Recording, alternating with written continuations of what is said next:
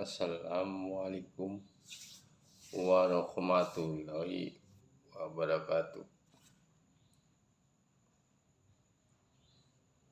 Alhamdulillah, kita bertemu kembali dengan channel kami, channel yang keren, koral. Alhamdulillah, kita masih diberi kesehatan dan keselamatan oleh Allah Subhanahu wa Ta'ala, yang mana pada hari ini adalah hari yang kita bisa merasakan apa yang kita rasakan pada hari ini adalah hari yang begitu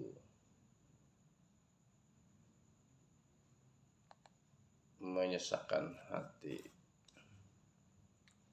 Tidak lupa pula kita selalu berselawat kepada Nabi Muhammad SAW dan selalu bersyukur dengan keadaan hari ini, walaupun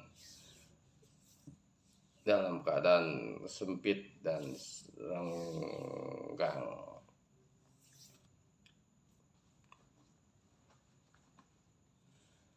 Terima kasih telah menonton video di channel ini. Semoga dapat bermanfaat untuk kita semua. Alhamdulillah.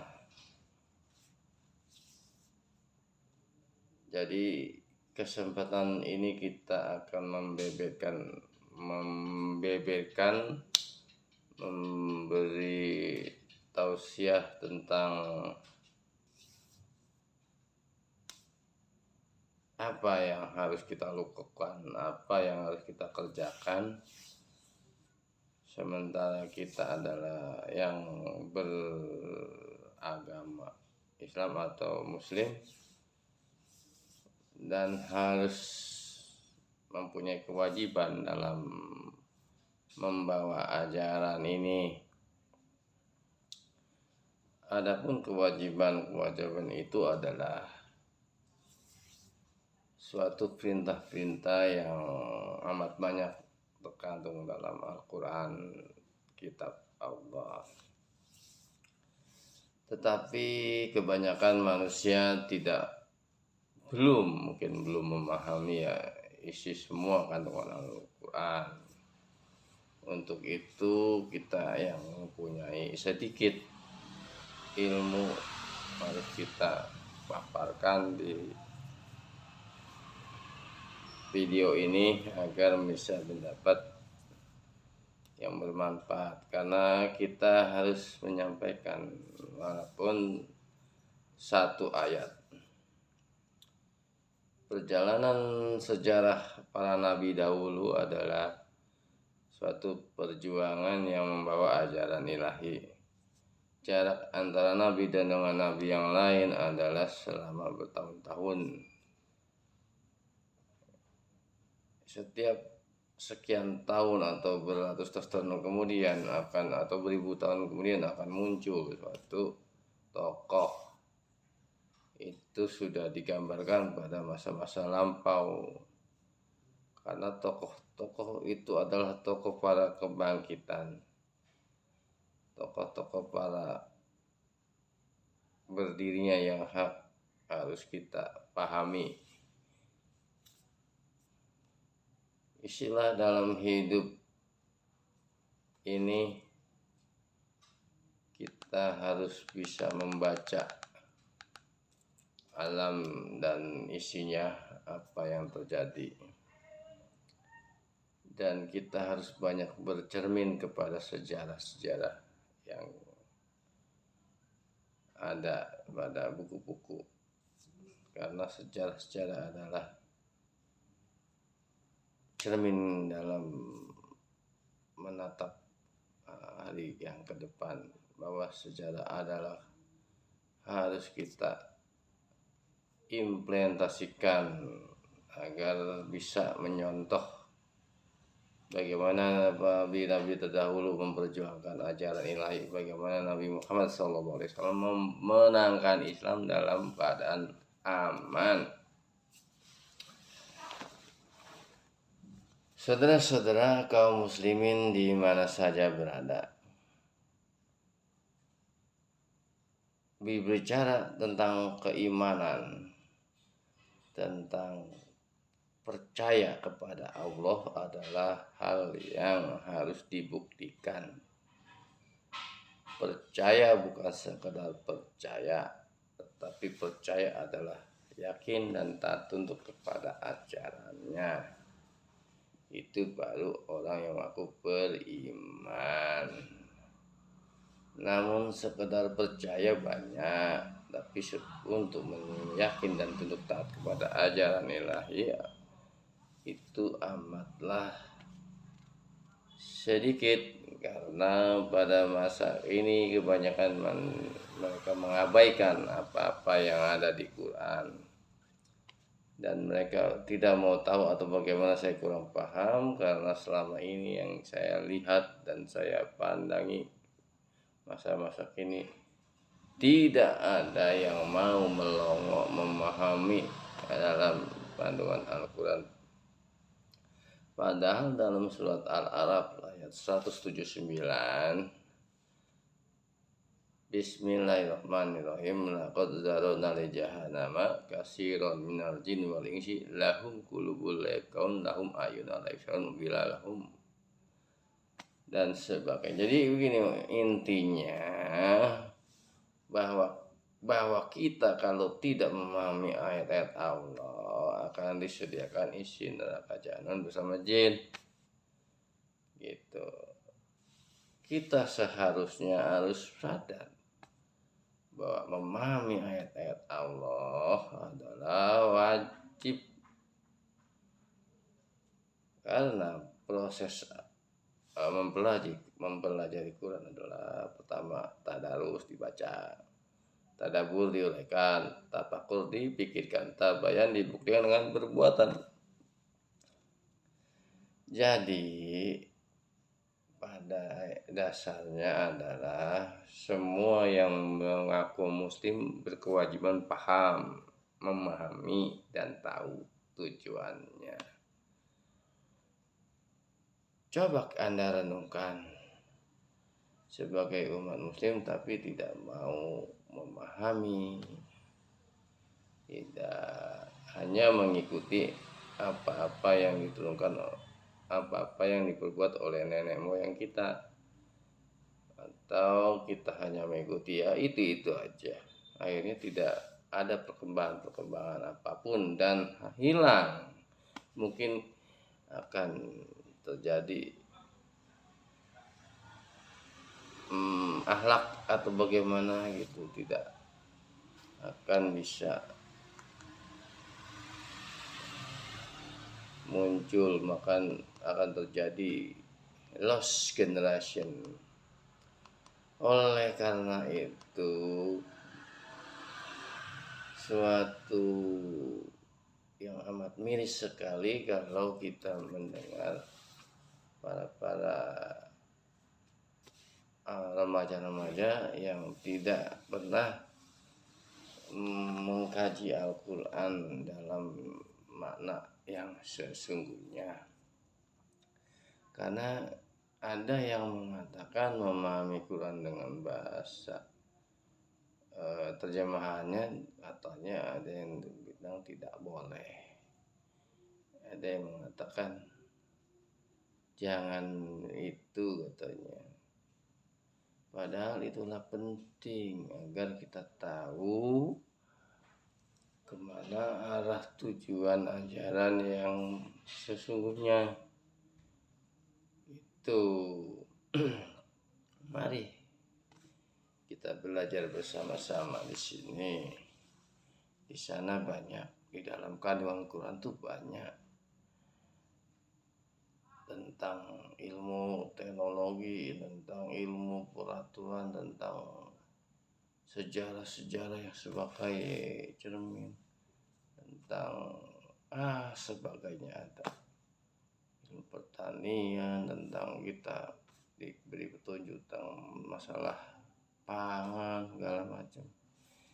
Itulah yang harus dipahami, dan tujuan berislam atau seorang muslim itu ada tujuan. Bagaimana Allah memerintahkan dahulu yang seperti Nabi Muhammad bisa seperti yang dahulu gitu, kejayaan maksudnya. Di situ kita harus bisa memperjuangkannya kembali, karena makin lama semakin bisa terjadi, bisa terjadi kalau kita tidak merubah, karena Allah tidak akan merubah nasib suatu kaum kalau kaum sendiri yang berubah.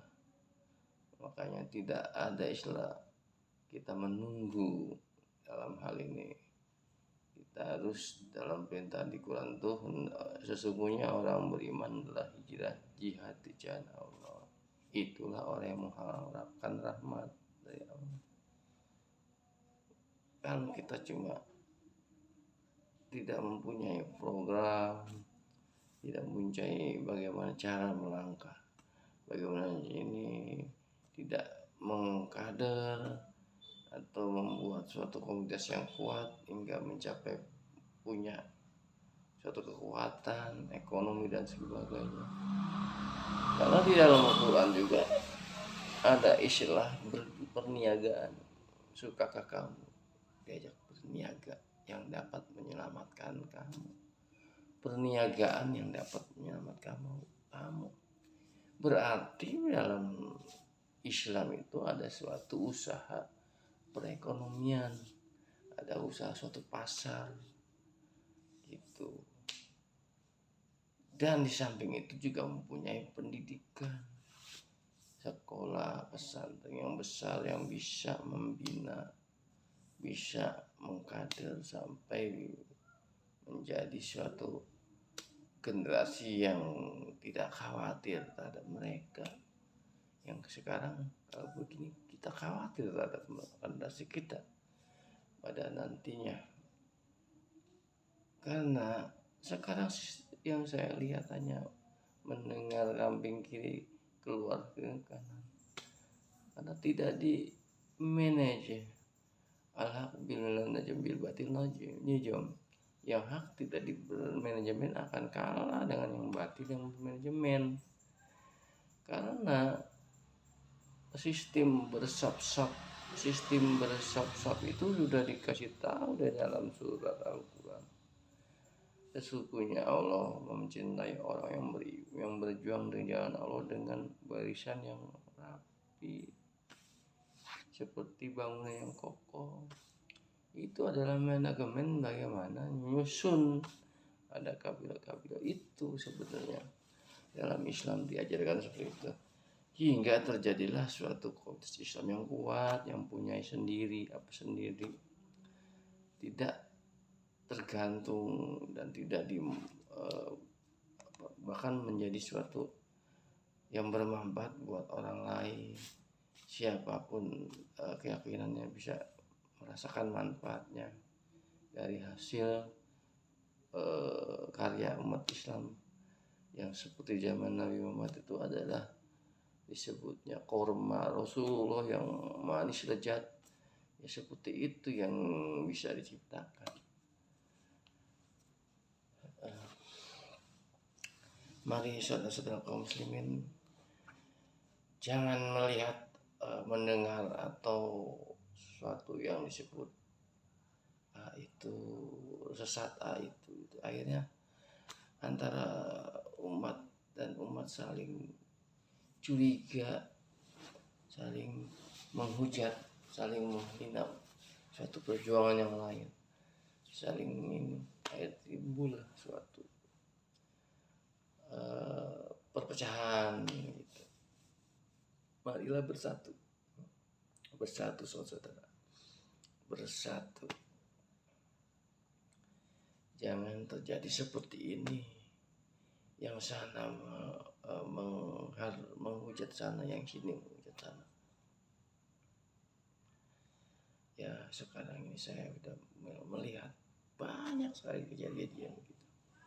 Yang sangat saya sesali adalah sesama kita bersaudara bangsa Indonesia. Masya Allah, ya Allah. Ayo, saudara semua, saudara, agar kita bisa tahu man arafna nafsahu faqad arafahu. Barang siapa yang mengenal dirinya pasti mengenal Tuhan.